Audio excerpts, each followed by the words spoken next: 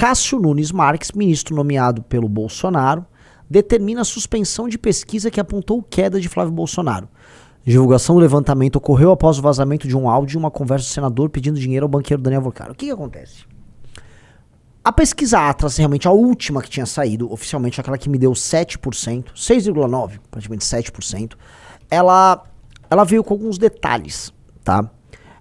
Na pesquisa, uma das perguntas que foi feita foi, eles passam o áudio do Flávio e perguntam o que acham do Flávio e tal, o que você acha que isso vai comprometer o senador. Pois bem, o Flávio, o Bolsonaro, primeiro pegou o famoso jornalista do Botox, Cláudio Dantas, ele, o Cláudio Dantas todo botocudo, ele veio falar que a pesquisa estava enviesada, que ela estava fazendo a cabeça da pessoa que era pesquisada, porque ela passava o áudio do Flávio.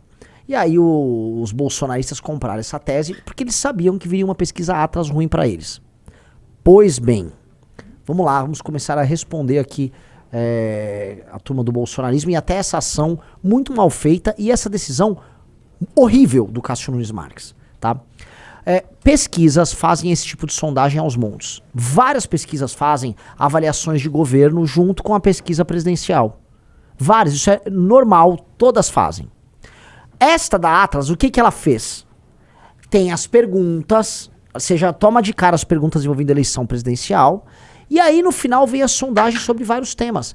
O maior, vamos colocar aqui, a maior alvo desse tipo de coisa é em geral quem é mandatário, quem é presidente da república, porque depois de fazerem a pesquisa presidencial, vem pesquisa sobre inflação, preços dos alimentos, segurança e tal. Em resumo, a resposta que o cara dá sobre o Flávio é depois da pesquisa de voto. É óbvio, não interfere. E isto é aceito no mundo inteiro. Aí os Bolsonaro responderam, né? Ai, que absurdo, não sei o que. E conseguiram uma liminar porca do Cássio Nunes. E não há o que dizer, é uma liminar porca. Porca. Pra impedir a divulgação. E difícil, porque assim, estamos falando realmente de um país que pesquisa eleitoral é um nicho de mercado fechado. As pesquisas que são minimamente... As pesquisas que são minimamente sérias aqui no Brasil, infelizmente, tem que ser pesquisas que têm participação internacional. E essa é a beleza da Atlas. Como ela é um instituto internacional, a Atlas ela não vai... A tendência da Atlas, eu espero, né, mas parece ser o caso, é de não se vender para os políticos ou para uma determinada emissora. Eu já expliquei para vocês dos interesses de quase todas. A Paraná Pesquisa é bolsonarista, tem negócios com a turma do bolsonarismo. Um negócio assim, eles fizeram pesquisa pro Bolsonaro em 2022. A Quest, eu nem comento, né? Eu já mostrei para vocês. O Instituto de Pesquisa Quest tem contratos de assessoria com clubes de Minas, clubes de tênis em Minas Gerais, da turma da elite de BH, que é ligada ao Zema, com a Localiza, que é do maior doador do Zema, com a CEMIG, que é uma empresa estatal de Minas. E aí ele ficava falando bem nas reuniões de consultoria, né? O cara da Quest, sobre o Zema.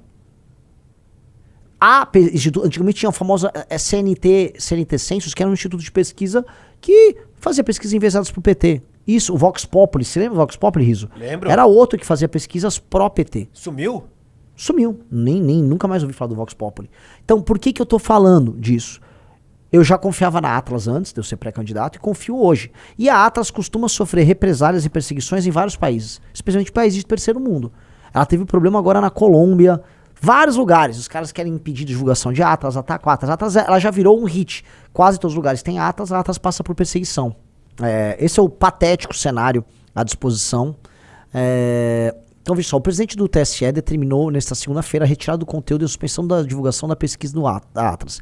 A pesquisa apostou em maio queda de 5 pontos na intenção de votos. Com isso, apenas a empresa não poderá manter os dados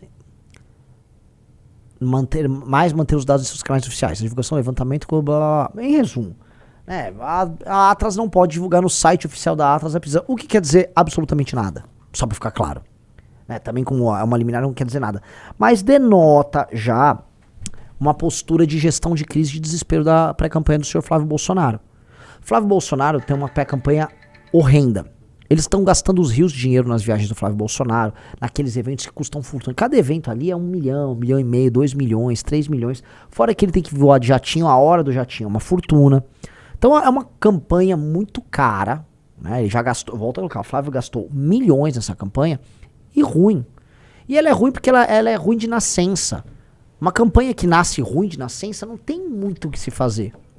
Ela nasce ruim porque o candidato é ruim, porque o candidato é envolvido em escândalos de corrupção, o candidato não tem proposta, foi um péssimo senador, foi um péssimo deputado estadual, então não há muito o que se esperar do senhor Flávio Bolsonaro.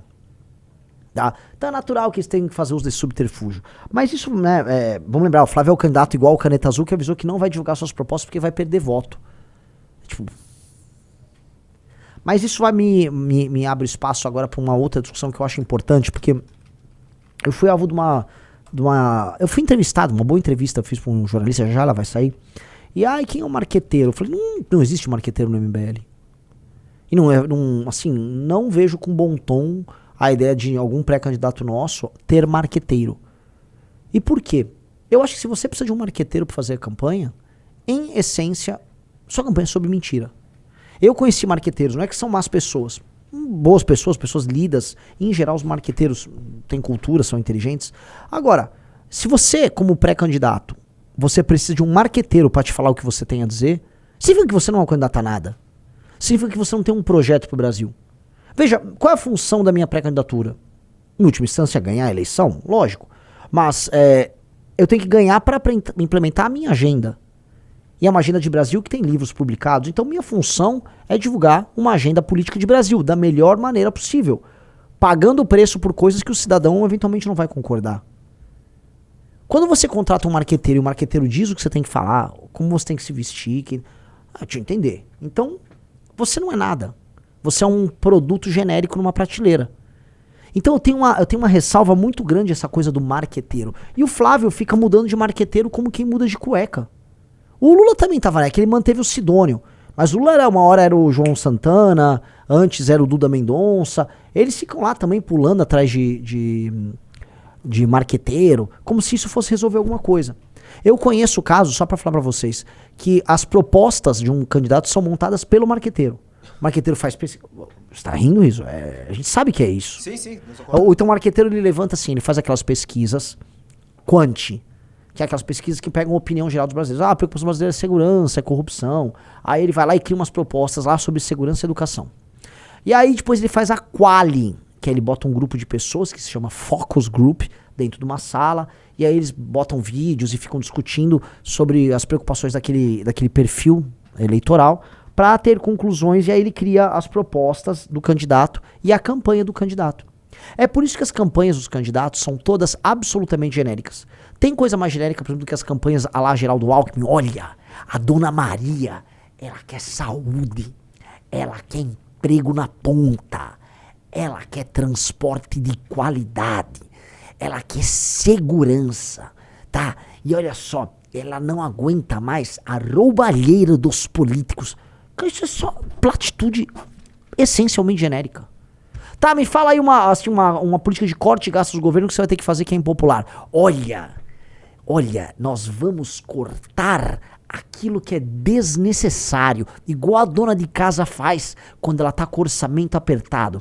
Vai ter que no mês cortar um pouco da bolacha, tá? De uma visita às vezes no restaurante, mas tudo em prol da família ficar feliz. Esse é o discurso do marqueteiro. Eu tô fazendo tudo ao contrário. Eu acho que a nossa pré-candidatura, se ela vencer a eleição, ela vai reescrever o playbook eleitoral. E o que é reescrever o playbook eleitoral? Vamos falar a verdade o tempo todo. Eu fui hoje na Band, na Rádio Bandeirantes, e lá na Rádio Bandeirantes eu fui nessa linha. Um cara me perguntou, reforma fiscal, eu falei, ninguém vai falar que vai precisar desindexar aposentadoria e BPC do salário mínimo, que é altamente polêmico, que vai precisar fazer outra reforma da Previdência. Ninguém quer falar pro eleitor isso. Querem mentir pro eleitor, e eu vou falar. Olha como é libertador. Falei, galera. Tá dito.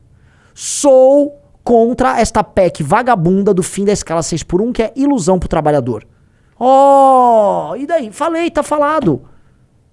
Vai ter gente que não concorda, como no meu Instagram, né, que agora ele vem crescendo, então tem muita gente que não é missionário, tem gente que tá seguindo o pré-candidato Renan. Pô, Renan, discordo de você. Beleza, você discordou, mas você sabe minha opinião. Não tô mentindo pra você. Não é muito mais verdadeiro? E mais, eu acho que esses marqueteiros são meio chongos. A pessoa vai preferir um cara que fala uma opinião contrária na cara dela do que a pessoa que engane ela, porque as pessoas estão cansadas do político que apenas mente pra elas. Então, o desenho, né, como é que eu posso colocar? O desenho de uma pré-candidatura séria é uma pré-candidatura que não tem marqueteiro. E minha pré-candidatura não terá marqueteiro. Ah, quem é o marketing? O marketing é eu, o Riso, é o time nosso, que não é um marketing. É tipo, qual a melhor maneira de divulgar essas nossas ideias sem esconder as ideias? Pronto.